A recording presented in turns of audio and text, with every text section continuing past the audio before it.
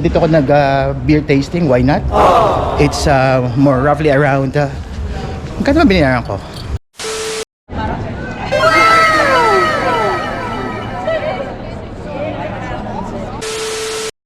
So there you go, the famous dog. Yes, sabi nga daw, you have to hold the dog because the dog saved the whole bridge. Yeah, your favorite.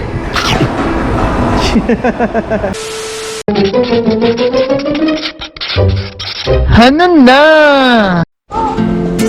Welcome back to my channel. So Hanan na. This is actually my second day here in Prague, and so far so good. I'm very much amazed. So gumising ako kanina ng maga, early morning, around 5:30 because I'm beating the crowd para makapagpakuha ko ng pictures sa Oldest Clock as well as Charles Bridge and then roam around. So ngayon lang ako mag-start mag-vlog because nag-prioritize ko muna yung pictures as well habang walang madaming crowd kasi later on okay lang ako mag-vlog while madaming tao. See? So nandito ako sa McDonald's kasi ginutom na ako. So I'm in the most posh area ng McDonald's and look at this. So even if you are in McDonald's, you could still feel the old town. So I'll be back later. Gutom na ako. Bye! So since nandito na din lang tayo, so I'm done with my McDonald's. Say hi, thank you so much. So most beautiful and most handsome people in McDonald's I've ever seen. Thank you so much. Alright, let's go back to our vlogging. And nandito ako sa other end ng Charles Bridge. So hindi ko alam kung ano yung church na ito. So it says Mimo Films, baka may nagsushooting or something. So kanina umikot ako doon, Starbucks, tapos lumabas ako dito. I'm hoping to get inside the church dahil Sunday ngayon, but apparently no.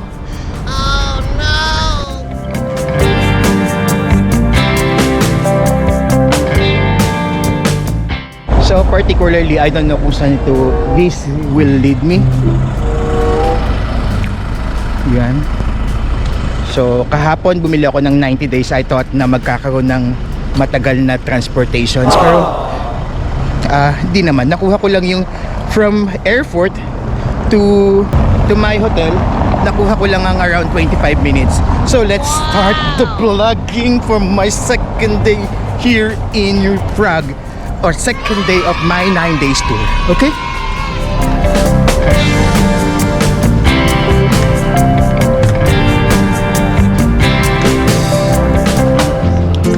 So that leads to Charles Bridge, famous Charles Bridge. So I don't know what about the history.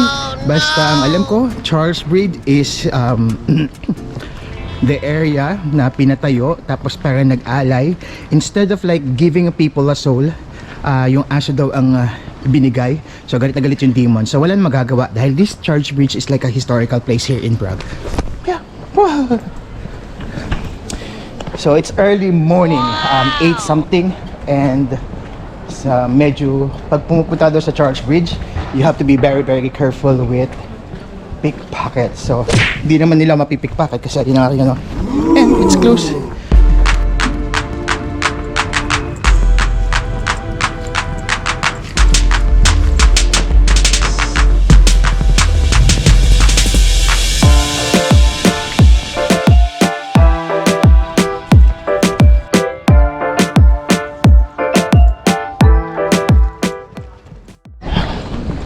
So now I've reached the famous Charles Bridge ng Prague. And nakakatuwa kasi hindi masyado pa yung madaming tao. Unlike sa nakikita ko sa mga videos na parang sobrang dami nila. I mean, sobrang tao. So this is my spot. I mean, this is my angle. Magandang kuha doon. So there you go. So may mga significance daw yung mga statue na ito, but I'm not really sure what are they. So ayan, as you can see, Charles Bridge. So one of the famous spot here, Charles Bridge, and the oldest clock in Europe. So puntahan natin siya later on. And aside from that, some sideways na pupuntahan.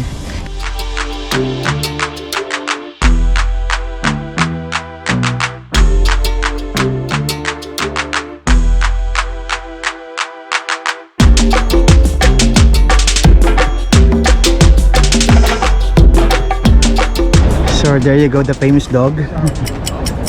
Yes, sabi nga daw, you have to hold the dog. Wow! Because the dog saved the whole bridge.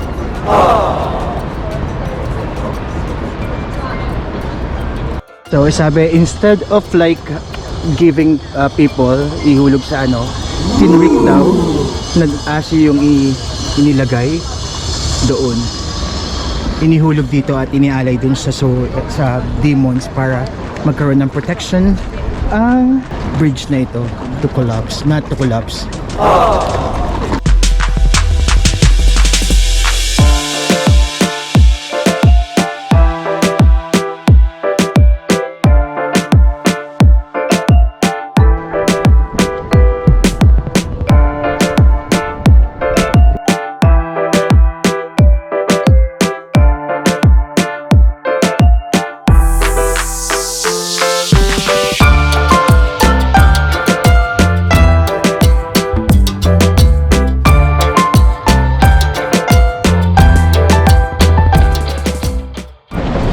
So, ang daming nagja-jogging. So, basically baka ang na-encounter ko ngayon is yung hindi pa masyadong tourist. Unlike because mamaya sobrang dami ng tourist na andito. So, kaya inagahan ko. So, definitely isang bridge lang siya. Kaya nga yung bridge ay coupled with a lot of histories, a lot of like different ideas, different elements na inilagay doon, nagkakaroon siya ng significance. So, just like this Charles Bridge ng Prague.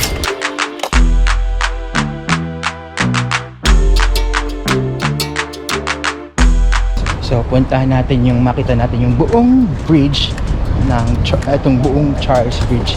So, dito tayo sa angle na ito. Kasi I've been here kanina.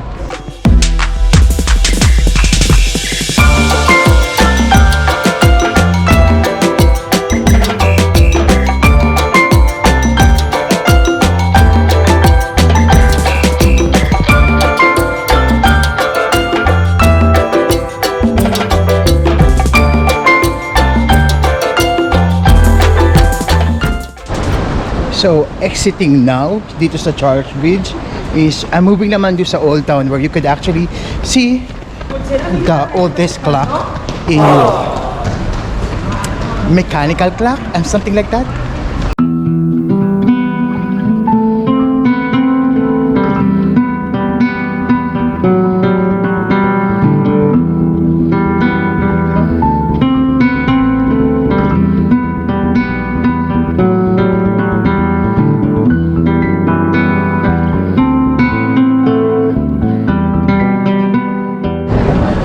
So, andito na ako ngayon sa Old Town ng Prague.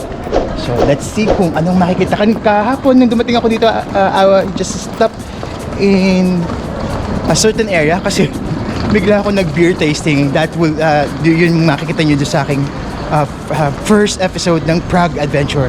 So, natigil na ako doon, tapos inantok na ako. So, I decided na tumulog muna magpahinga. After all, the day before my flight, hindi naman ako nakatulog ng ayos. So, yun. Yan! Chinicate! Lots of chinicate. So, early morning kanina, wala pa halos tao dito. If you can see my pictures. Pero ngayon, parang ang dami-dami ng pictures. I had a picture here and on that side.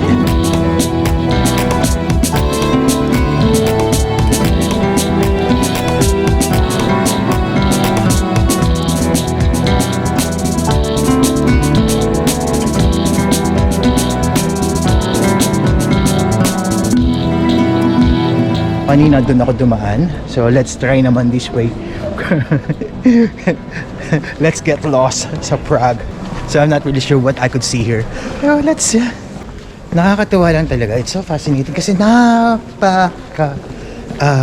yung ang daming old na houses. And nakakalungkot, in the Philippines before may mga ganito tayong building, but they instead of like restoring it, dinemolish na lang just for the sake of new building, diba?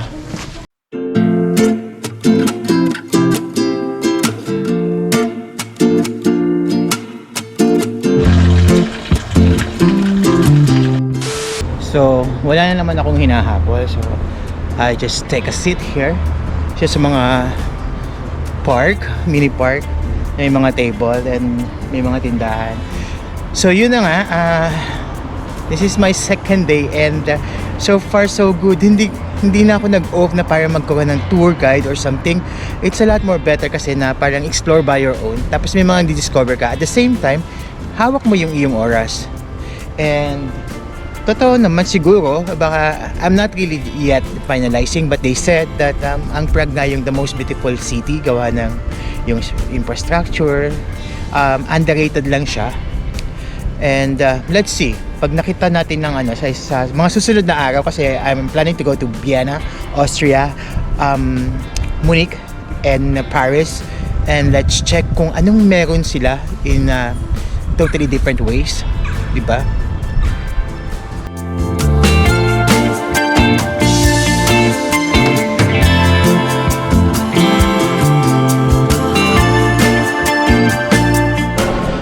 So finally, nandito ulit ako sa Old Town. So mag 360 tayo sa Old Town para makita nyo din.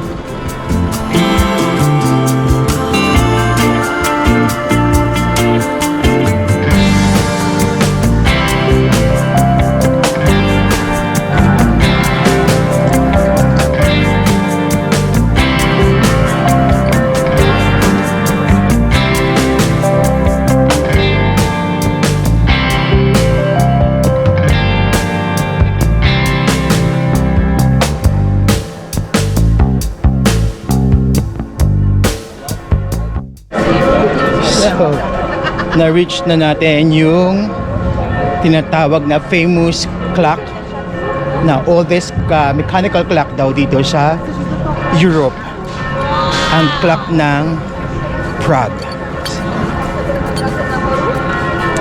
So there it is.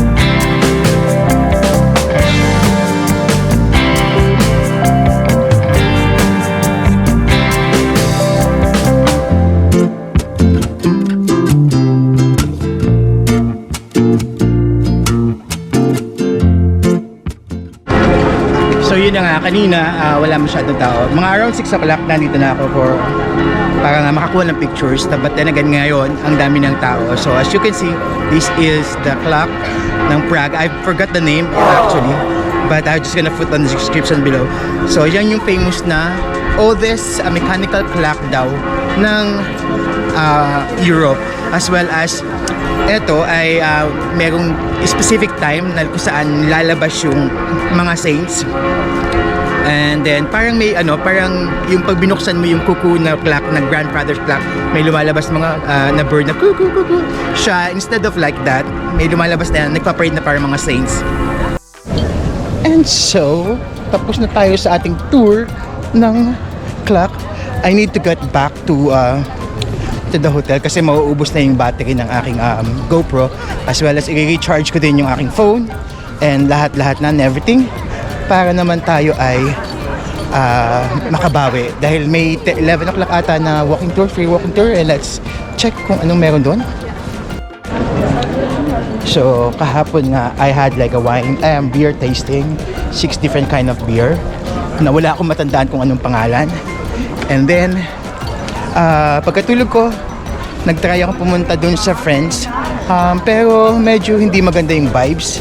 I mean, hindi sa hindi maganda, parang dull yung vibes. So I thought there will be like a lot of exchanges, a lot of like meeting other people, pero hindi nangyari. So I decided to go back to my hotel. Tapos underneath yung sa hotel ko, meron dong parang bar, which is napakamura ng beer, around 8 dirhams, something like that. So dun ko na lang naubos. So by the time na magsa-second bottle na ako, may dalawa akong nakilala na local daw sila ng Czech. So, ayun, nagkwentuhan ng walang awa. Tapos ay yung about lives in Dubai, life here in Czech, how it's different, how both are different, at saka kung ano yung basically kung magkano yung mga kinikita ng tao. So, akala nila, once you talk about Dubai would be like extravagant place. Akala nila lahat na nagtatrabaho sa Dubai, everyone who is working in Dubai is earning a tons of money. They don't know na may are stages din siya na these people are earning like this, the other one is earning like this. So hindi lahat. But when they heard about Dubai, they said, madami kayong pera. Pero wait a minute, ito pa yung paborito ni ni Naina, chimney.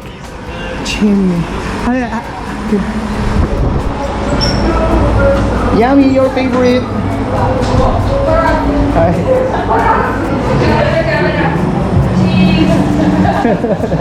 Say hi. Can you say hi, Yummy, your favorite? Hi, Yummy.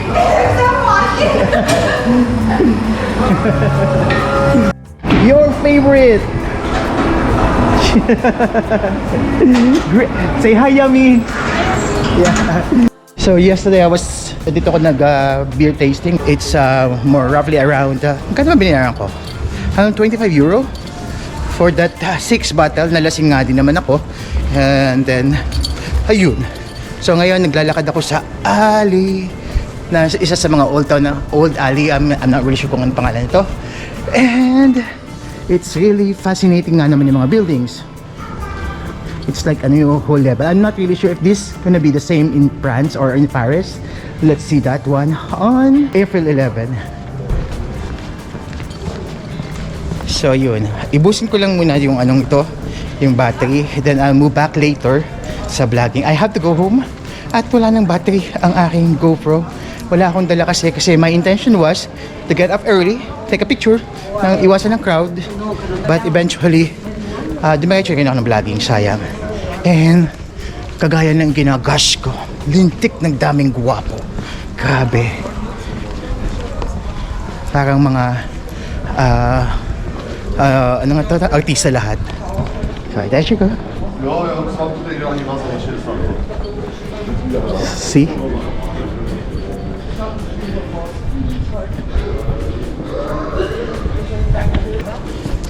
Yeah, hindi magandang lights. Dito ko dito. So ayan pa yung alley na nakita mo.